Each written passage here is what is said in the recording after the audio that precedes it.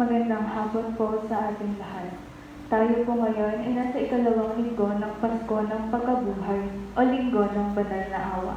Isama po natin sa ating panalangin ang pasasalamat at espesyal na intensyon ni Jocelyn Montero at para sa ikapapayapa ng kaluluwa ni Domingo, Eufenia, Aurelio, Shirley, Lloyd Montero at Mercy Mercurio.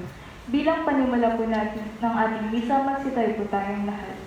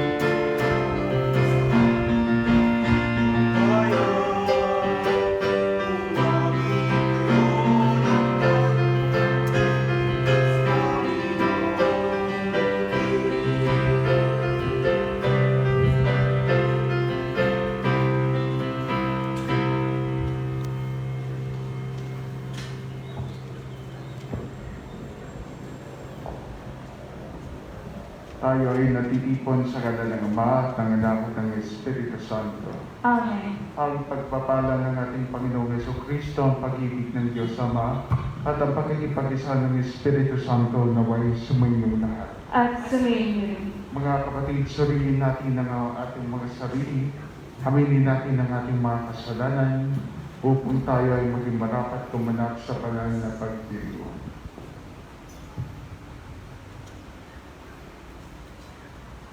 Inaamin ko sa makapangyarihang Diyos at sa inyong mga kapatid na lubha akong nagkasala sa isip, sa salita at sa gawa, at sa aking pagkukulang.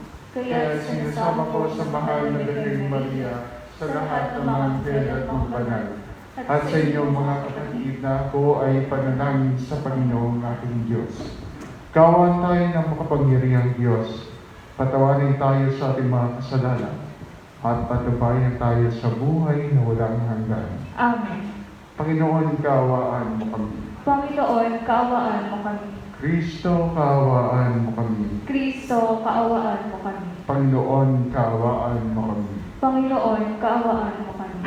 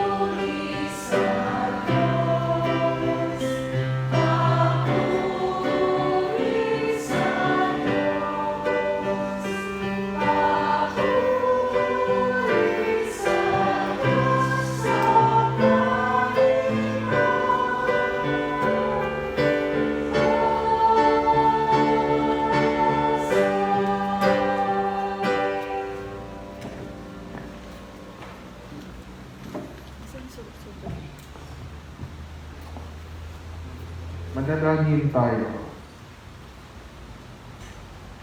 Ama naming makapangyarihan, sa pagdiriwang namin ito na Pasko na pagkabuhay ng anak mo, pinag-alab mo ang pananalig namin sa iyo.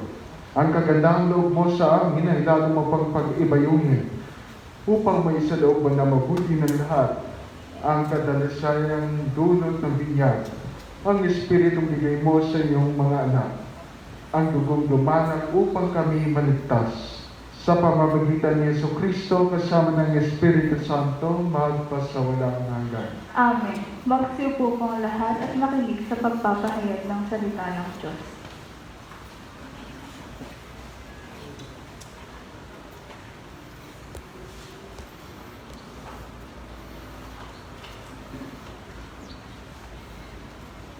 Pagbasa mula sa mga gawa ng mga apostol. Maraming kababalaghang ginawa ang mga apostol na pawang nasaksihan ng mga tao. Nagtitipon-tipon sa portiko ni Salomon ang lahat ng sumasampalataya. Hindi nangahas na makisama sa kanila ang mga di sumasampalataya. Gayon may puring-puri sila ng mga tao. Subalit parami ng parami ang lalaki at babaeng nananalig sa Panginoon. Dinala sa mga lansangan ang mga may sakit at inilagay sa mga papag at mga higaan, upang pagdaan ni Pedro ay matamaan ng kanyang anino ang ilan man lamang sa kanila. At dumating din ang maraming taong buhat sa mga bayang kunugnog ng Jerusalem. Dala ang kanilang mga may sakit at mga pinahihirapan ng masasamang espiritu, at silang lahat ay kinagaling. Ang salita ng Diyos. Amen sa Diyos. Salmong una. Butihin po ay purihin, pag-ibig niya'y walang mali. Butihin po ay purihin, pag-ibig niya'y walang mali. Ang taga-Israel, bayaang sa bihit kanilang ihayag. Ang pag-ibig ng Diyos ay hindi kukupas. Mga saserdote ng Diyos na Panginoon bayaang magsaysay. Ang pag-ibig ng Diyos walang katapusan. Lahat ng may takot sa Panginoong Diyos dapat magpahayag. Ang pag-ibig niya ay hindi magwawakas. Butihin po ay purihin, pag-ibig niya'y walang mali. Ang batong natakwil ng nangatatayo ng tirahang bahay. Sa lahat ng bato'y higit na mahusay. Ang lahat ng ito ang nagpamalas ay ang Panginoong Diyos. Kung iyong mamasdan ay kalugod-lugod. O kahanga-hanga ang araw na itong ang Diyos ang nagbigay, tayo ay magalak, ating ipagdiwang. Butihin po ay purihin, pag-ibig niya'y walang mali. Kami ay iligtas, tubusin mo poon. Kami ay iligtas at pagtagumpayin sa layunit hangal. Ang pumaparito sa ngalan ng poon ay pagpapalain magmula sa templo. Mga pagpapalit kanyang tatanggapin, ang Panginoon ng Diyos, pagkabuti niya sa mga hinirang. Butihin po ay purihin, pag-ibig niya'y walang mali.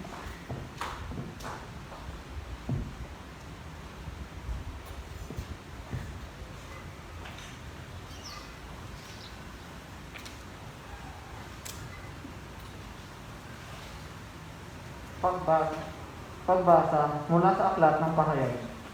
Ako'y si Juan, ang inyong kapatid na kasama ninyo sa paghihirap, paghahari at pagtitiis dahil sa pag-iipag-isa kay Jesus. Itinapon ako sa pulo ng Patmos sapagkat ipinangaral ko ang salita ng Diyos at ang katotohanan inihayag ni Jesus. Nooy araw ng Panginoon, kinasihanan ako ng Espiritu at narinig ko ang mula sa aking likuran ang isang malakas na tinig na parang tunog ng trompeta. Ang sabi, isulat mo ang iyong nakikita. Lumingon ako upang tingnan ang nagsasalita. At nakakita ako ng 7 ilawang ginto.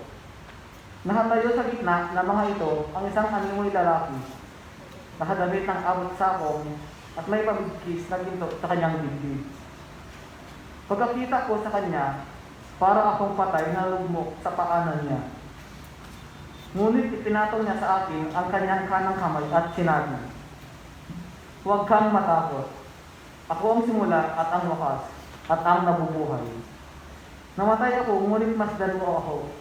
Ako'y nabubuhay ngayon at mananatiling buhay magpakailanman. Nasa ilalim ng kapangyarihan ko ang kamatayan at ang daigdig ng mga patay. Kaya't isinulat mo ang iyong nakikita at ang nangyayari ngayon at ang mangyayari pa. Ang salita ng Diyos. Salamat sa Diyos. Magtitayo po tayong lahat.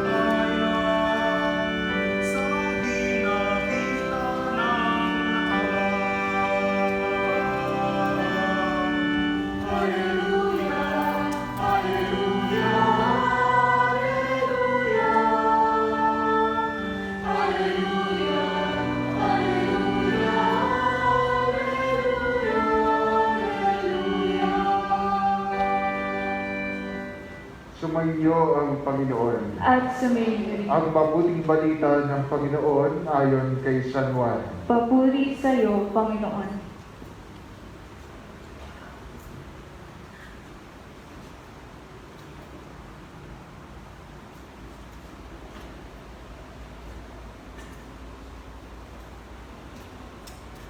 Kinagabihan ng linggo din iyon, ang mga alagad ay nagkakatipon.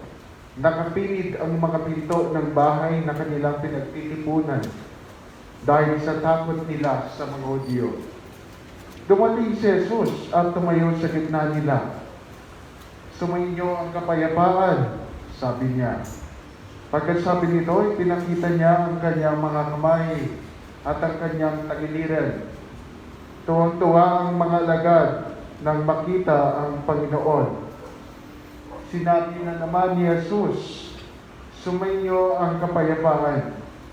Kung paanong sinugo ako ng Ama, kaya hindi naman sinusugo ko kayo. Pagkatapos sila'y hiningahan niya at sinabi, tanggapin ninyo ang Espiritu Santo. Ang patawarin ninyo sa kanilang mga kasalanan ay pinatatawad na nga. At ang hindi ninyo patawarin ay hindi nga pinatawad. Ngunit si Tomas na tinaguriang kambal, isa sa 12, ay wala roon nang dumating si Jesus. Kaya't sinabi sa kanya ng ibang alagad, nakita namin ang Panginoon. Sumagot si Tomas, hindi ako maniniwala hanggat hindi ko nakikita ang butas ng mga tago sa kanyang mga kamay. At ang isusuot nito ang aking daliri, at agad hindi ko na ipapasok ang aking kamay sa kanyang tagiliran. Makalipas ang 8 araw, muling nagkatipon-tipon sa loob ng bahay ang mga alagad, kasama nila si Tomas. Nakapilid ang mga pinto, ngunit pumasok si Jesus at tumayo sa gitna nila. Sinabi niya, sumainyo ang kapayapaan. Saka sinabi kay Tomas, tingnan mo ang aking mga kamay at ilapit dito ang iyong daliri. Ipasok mo ang iyong kamay sa aking tagiliran. Huwag ka nang mag-alinlangan. Maniwala ka na. Sumagot si Tomas, Panginoon ko at Diyos ko. Sinabi sa kanya ni Jesus, naniniwala ka na sapagkat nakita mo ako. Mapalad ang mga naniniwala kahit hindi nila ako nakita. Marami pang kababalaghang ginawa si Jesus na nasaksiyahan ng mga alagad. Ngunit hindi natatala sa aklat na ito. Ang mga natala dito ay sinulat upang sumampalataya kayong si Jesus ang Mesiyas, ang anak ng Diyos, at sa gayon magkaroon ng buhay sa pamamagitan niya. Ang mabuting balita ng Panginoon. Pinupuri ka namin, Panginoong Hesukristo. Magsiupo po ang lahat. Only God can give us true peace. Ang tunay na kapayapaan ay nanggagaling lamang sa Diyos. at hindi natin mahanap sa anumang bagay na meron tayo dito sa lupa. Hindi mapupuno ng anumang bagay ang kakulangan ng ating kalooban habang tayo'y naririto sa ating buhay sa lupa. Ngunit, maaari tayong maging puno at mapayapa dahil sa grasya ng Diyos. Dahil sa kapayapaang binibigay sa atin ng Panginoon. Kaya nga, kapag tayo ay nagkakaroon ng matiwasay na kalooban, na panatag ang ating damdamin, lalong-lalo na sa mga panahon tayo ay naghihirap, sa panahon na tayo ay hindi natin alam ang ating gagawin, hindi natin sigurado kung ano ang mangyayari kinabukasan. Ngunit pag tayo ay sumasampalataya, tayo ay nakakaranas ng kapayapaan. Tayo ay nakakaranas ng kaginhawaan. Dahil ang tunay na kapayapaan ay tanging sa Diyos lamang nanggagaling. At ito ay paulit-ulit nating naririnig ang kapayapaan na nanggagaling sa Panginoon. Lalong-lalo na sa mga pagbasa natin ngayong linggong ito. Sa unang pagbasa, maririnig natin kung paano lumaganap ang pananampalataya kay Jesucristo. Dahil sa naranasang pagpapagaling ng mga tao mula sa kanilang mga sakit. Dahil sa naranasang mga taong pagpapalaya mula sa pagkakaalipin sa kamay ng demonyo. Sila ay nagkaroon ng kaginhawaan. Sila ay nagkaroon ng kaliyahan. Dahil sa mga senyales, dahil sa milagrong kanilang naranasan, buhat sa pananampalatayang ipinakita ng mga alagad, lalong-lalo na si San Juan at si San Pablo. At dito nagsimula ang muling pag-usbong sa pananampalataya sa muling nabuhay na si Kristo. Mas nakilala nila ang pagpapanibago ni Jesus dahil sa pagpapagaling at sa kalayaan na kanilang natatamo mula sa kanilang karanasan. Dahil sa mga senyales, dahil sa mga milagro na kanilang napagdaanan buhat sa pananampalataya ng mga alagad, sila ay nagkaroon ng kapayapaan. Sila ay naging panatag muli sa kanilang mga buhay. Naging mapayapa ang kanilang kalooban. Ngunit sa ating pangalawang pagbasa, makikita natin na hindi lamang dito sa mga palabas nating karanasan, na kung saan tayo nagkakaroon ng kaginhawaan sa pakiramdam, maganda ang ating nakikita, maganda ang ating naririnig, at masasarap ang ating nalansahan. Mabango ang ating naamoy, hindi lang dito na susukat ang kapayapaan. Dahil si San Juan, sabi sa atin sa pangalawang pagbasa mula sa Aklat ng Pahayag, siya ay tinatapon sa Patmos dahil sa kanyang pananampalataya at dahil sa kanyang pagpapahayag ng salita ng Diyos. At sa kabila ng lahat ng kanyang kalungkutan, dahil sa kanyang pagpapatapon dun sa lugar na kung saan malayo sa kanyang tahanan, kung saan siya ay dayuhan, siya ay nagdusa. Ngunit ang Diyos ay nagpakita sa kanya sa panalangin. Naranasan niya ang tinig ng Panginoon habang siya'y taimtim na nanalangin. At sinabi sa kanya ng Panginoon na isulat niya ang lahat ng kanyang maririnig at itala niya sa aklat ang lahat ng mga mangyayari sa hinaharap. Kaya nga nabuo ang aklat ng Pahayag, the Book of Revelation. At dito makikita natin ang karanasan ni San Juan, na sa kabila ng kanyang lahat ng naranasan, sa kanyang pagkakatapon sa isang lugar na malayo sa kanyang tahanan, kung saan hindi siya panatag dahil hindi niya kilala ang lugar, siya ay isang dayuhan.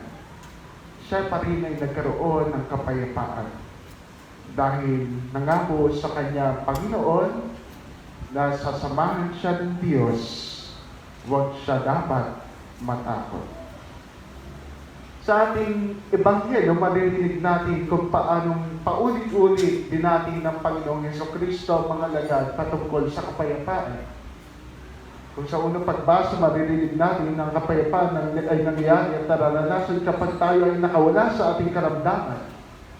Sa ating pangalawang pagbasa, narinig natin kung paano Kahit pala hindi maganda ang ating kalagayan, tayo ay nagkakaroon ng kapayapaan dahil ang Diyos ay sumasa atin. Kasama natin ang Diyos.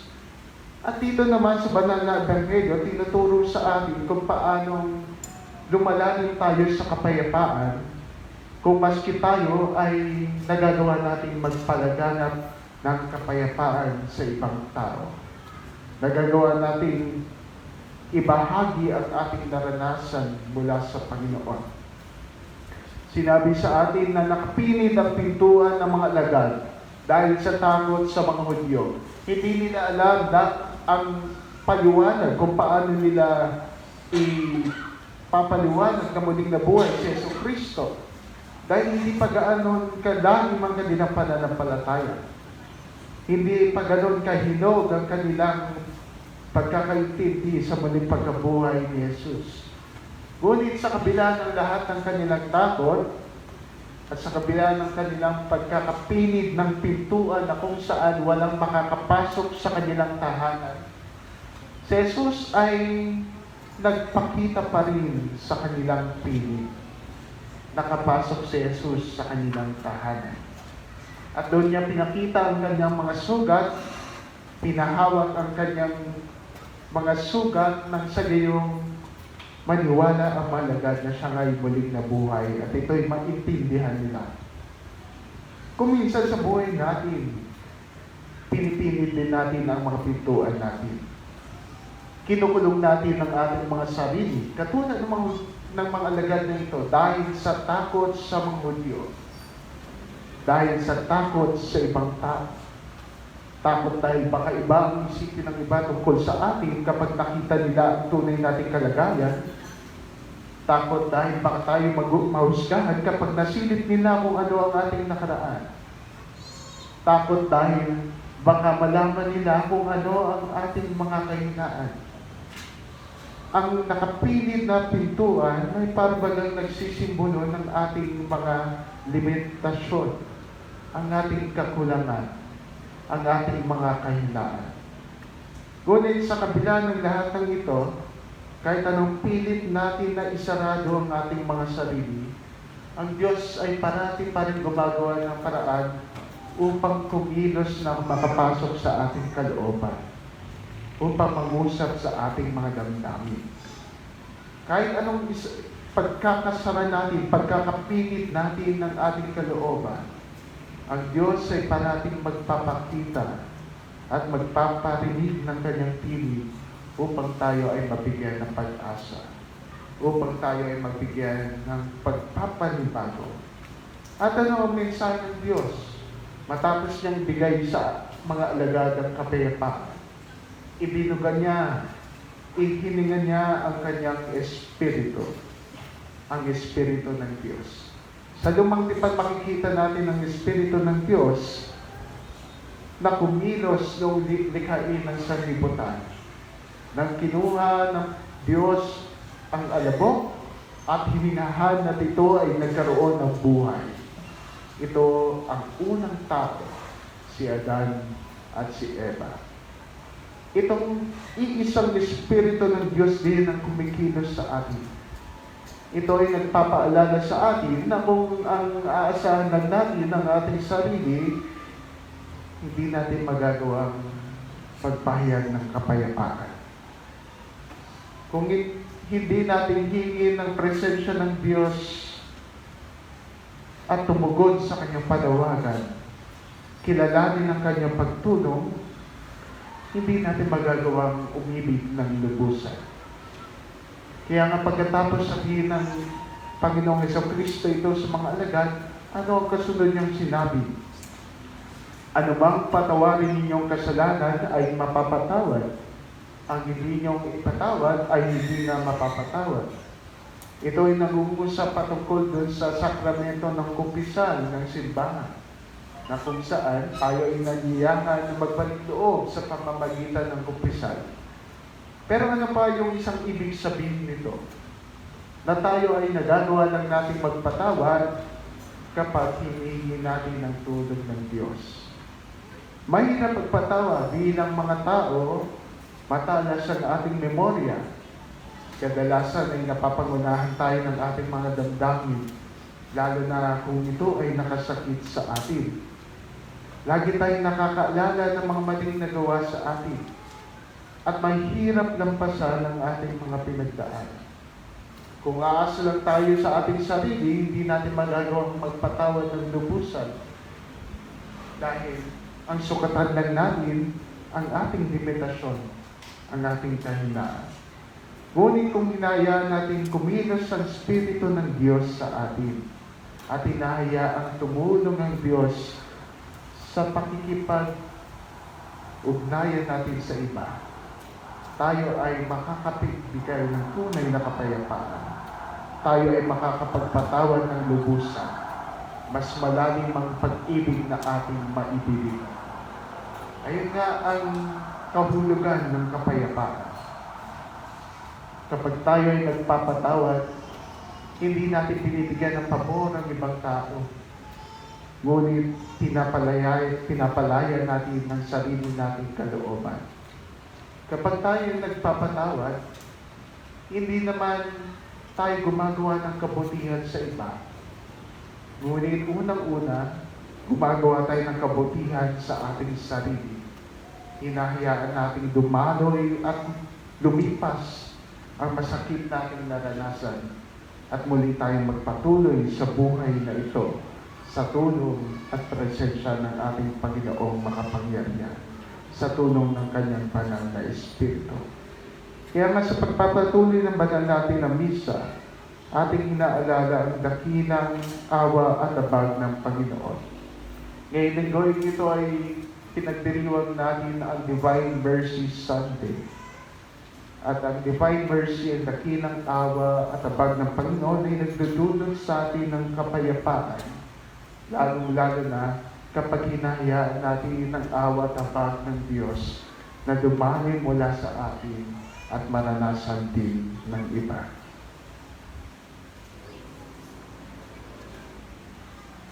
Magsitayo po lahat.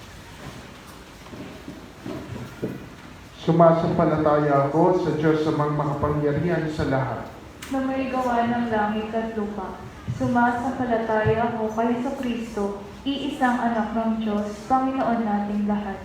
Nagkatawang tao siya lalang ng Espiritu Santo, ipinanganak ni Santa Mariang Berhen, pinagpakasakit ni Poncio Pilato, ipinako sa krus na matay inilibing.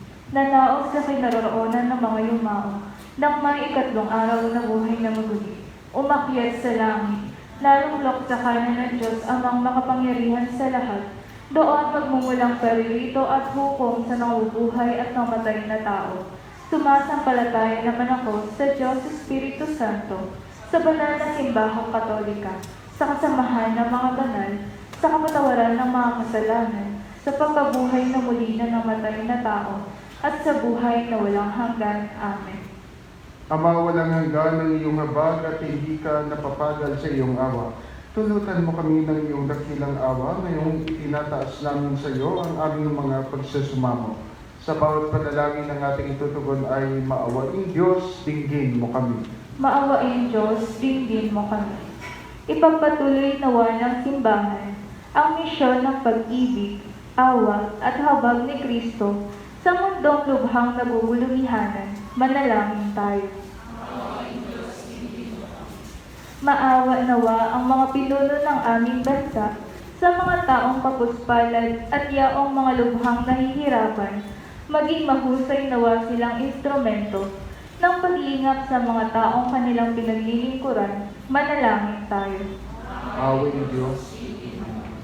Masumpungan nawa ng mga kapatid namin naghahanap ng kasagutan sa kanilang pagdududa ang pag-ibig at dakilang awa ng Diyos na siyang kasagutan sa lahat. Manalangin tayo. Awing Diyos, dinggin mo kami. Makamit nawa ng mga kapatid naming pumanaw ang dakilang awa mo, O Diyos, na kanilang lubhang inasahan noong sila'y nabubuhay pa, lalo na ang kaluluwa ni Virgilio Lorenzo. Manalangin tayo. Bawing Diyos, dinggin mo kami. Sa ilang sandali ng katahimikan, ating ipanalangin ang iba pang mga pangangailangan ng ating pamayanan, pati na rin ang ating pansariling kahilingan. Manalangin tayo. Ama, pakinggan mo ang aming daing sa iyong banal na awa. Panatiliin mo kaming nakakapit sa iyong dakilang pag-ibig na sandila ng aming kagalakan. Kayong nagdiriwang kami na muling pagkabuhay ni Jesucristo, anak mo at aming Panginoon. Amen.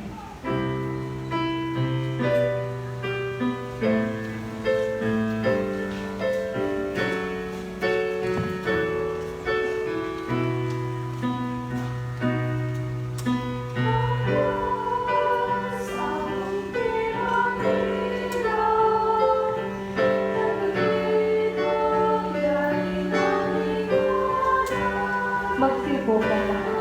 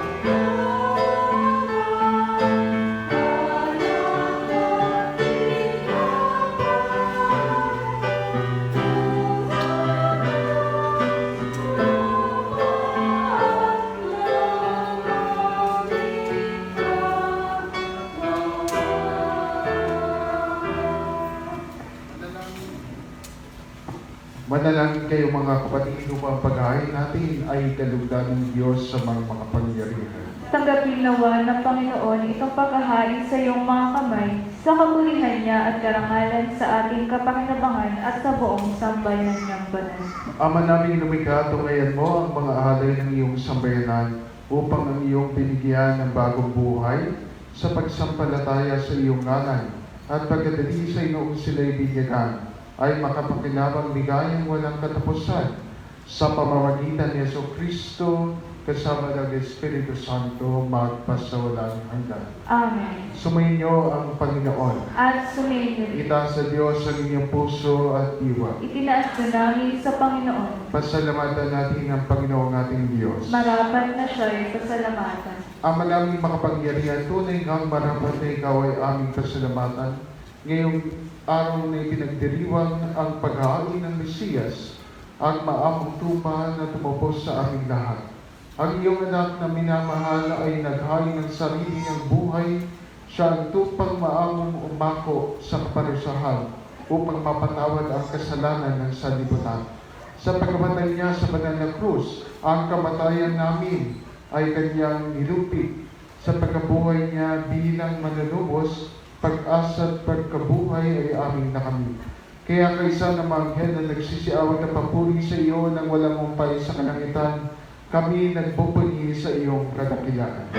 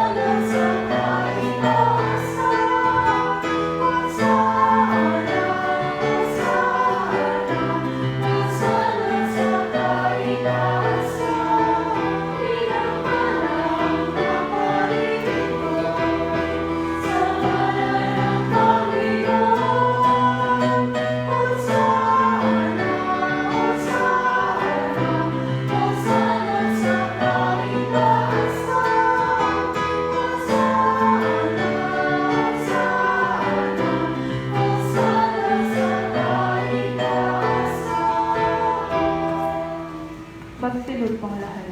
Ama naming banal, dapat kang purihin ng tanang kinapal sapagkat sa pamamagitan ng iyong anak na aming Panginoong Jesucristo at sa kapangyarihan ng banal na Espiritu, ang lahat ay binibigyan mo ng buhay at kabanalan.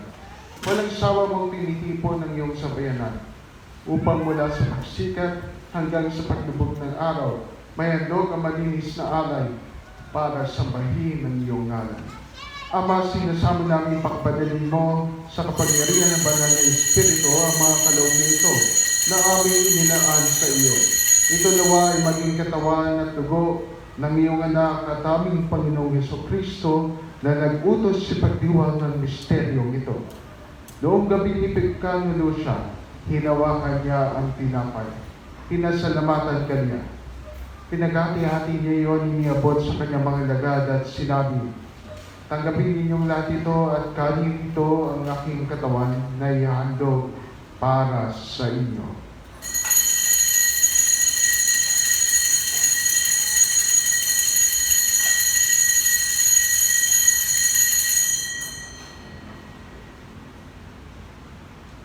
Kaya hindi naman matapos ang hapunan, hinawakan niya ang kalis, muli kanyang pinasalamatan, iniabot niya ang kalis sa kanyang mga alagad at sinabi, tanggapin ninyong lahat ito at inumin ito ang kalis ng aking dugo, ng bago at walang hanggang tipan. Ang aking dugo na ibubuhos para sa inyo at para sa lahat sa ikapagpapatawad ng mga kasalanan. Gawin ninyo ito sa pag-aalala sa akin.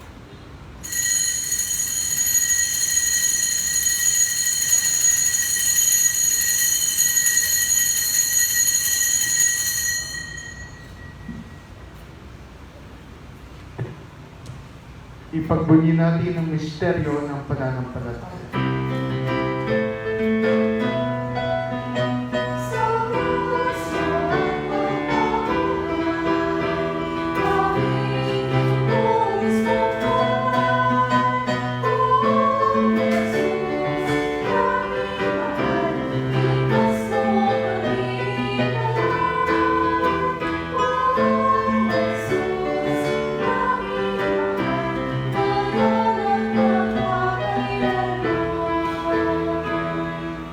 Ama, ginugunita namin ang pagkamatay ng iyong anak na sa amin nagligtas, kay hindi ng kanyang muling pagkabuhay at pagkakyat sa kalangitan. Samantalang ang kanyang pagbabalik ay pinananabigan, kaya bilang pasasalamat kay aming inialay sa iyo ang buhay at banal na paghahain ito. Tungayan mo ang handog na ito ng iyong simbahan. Masdan mo ang iyong anak na nag-alay ng kanyang buhay upang kami ay ipagkasundo sa iyo. Lobin mo kami magsasalo-salo sa kanyang katawan at dugo ay mapuspos ng Espiritu Santo at maging isang katawan at isang diwa kay Kristo. Kami nawa ay gawin niyang handog na habang panahon nakatalaga sa iyo. Tulungan nawa niya kami magkamit ng iyong pamana kaysa ng ina ng Diyos sa mahal na Birhen Maria, kaysa ni San Jose na kanyang kalinis-linisang esposo, kaysa ng mga apostol, mga martir, at kaysa ng lahat ng banal na aming inaasahan, laging nakikiusap para sa aming kapakanan. Ama, ang handog na ito na aming pakikipagkasundo sa iyo ay magbunga nawa ng kapayapaan at kaligtasan para sa buong daigdig. Patatagin mo sa pananampalataya at pag-ibig ang iyong simbang naglalakbay sa lupa, kasama ng iyong lingkod na si Papa Francisco, ang aming Obispo Bartolome, ng tanang mga obispo at buong kaparian at ng iyong piniling sambayanan. Ligin mo ang mga kaibigan ng iyong angkan na ngayon tinipon mo sa iyong harapan. Amang mauikop-kopin mo at pag-isahin ang lahat ng iyong mga anak sa bawat panig at sulok ng daigdig. Kawan mo at patuloyin sa iyong kariyan ng mga kapatid naming yumao at ang lahat ng lumisa na sa mundong ito na nagtataglay ng pag-ibig sa iyo. Kami ay umaasa makararating sa iyong piling at sama-sama magtatamasa ng iyong kanilingang walang mano sapagkat aming masisilayan ang iyong kagandahan sa pamamagitan ng aming Panginoong Jesucristo na siyang pinagdaraanan ng bawat kaloob mo sa aming kabutihan. Sa pamamagitan ni Kristo, kasama niya at sa kanyang lahat ng parangal at papuri sa iyo, Diyos sa mga makapangyarihan kasama ng Espiritu Santo, magpasawalang hanggan.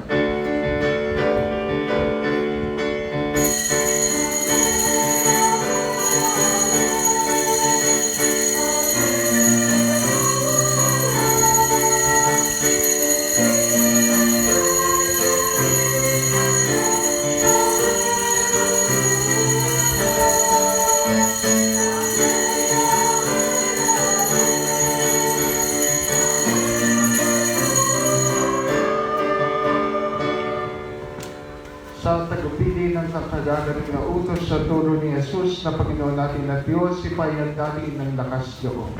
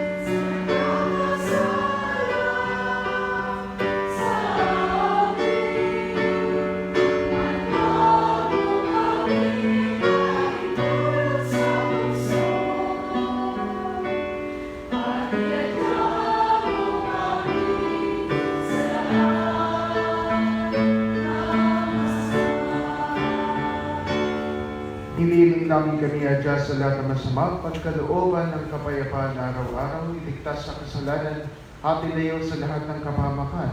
Samantalang aming pinananabigan ng dakilang araw ng pagpapahayag ng tagapagligtas namin si Yesu Kristo.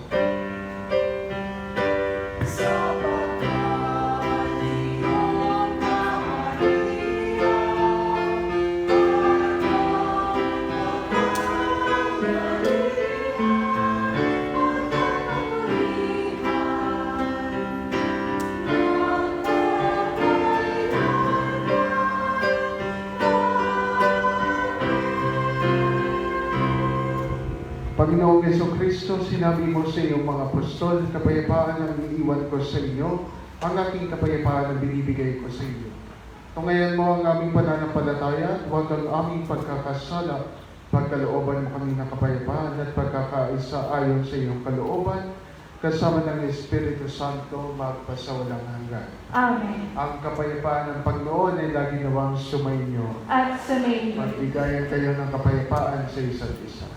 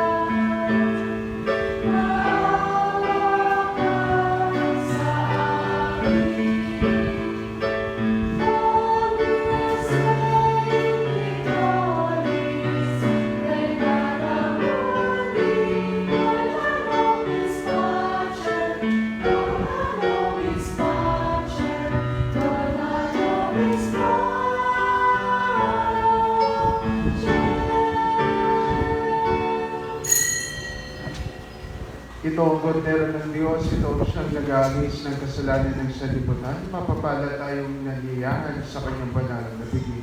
Panginoon, hindi ako marapat-dapat na magpatuloy sa iyo. Ngunit sa isang salita mo lamang ay gagaling na ako.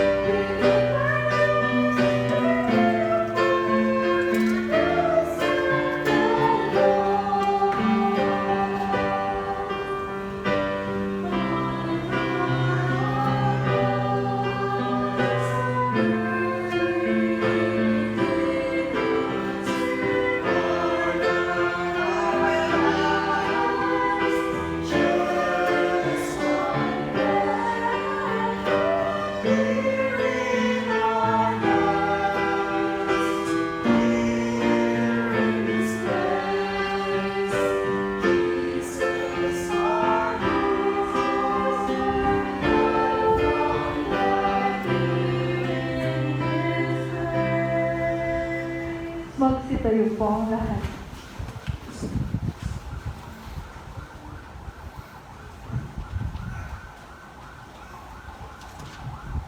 Manalangin tayo. Ama namin mapagmahal, pagkaloob mong ang aming pakinabang sa banalpiling ng Pasko ng pagkabuhay ay patuloy na umiral sa aming kalooban sa pamamagitan ni Jesucristo kasama ng Espiritu Santo magpasawalang hanggan. Amen. Magsiupo po muna ang lahat.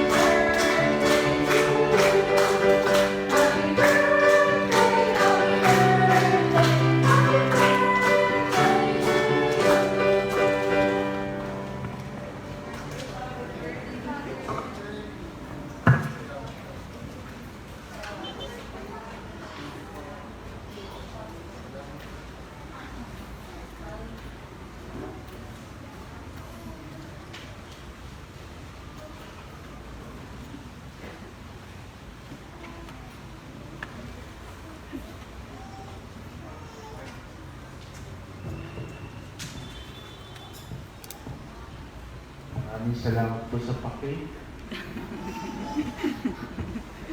Sumainyo ang Panginoon At sumainyo. at pagpalain kayo ng makapangyarihang Diyos Ama at Anak at Espiritu Santo. Amen. Tapos na ang ating pagdiriwang, mamayong may taglay ang kapayapaan ni Jesucristong muling nabuhay. Aleluya, aleluya. Salamat sa Diyos. Alleluia, alleluia.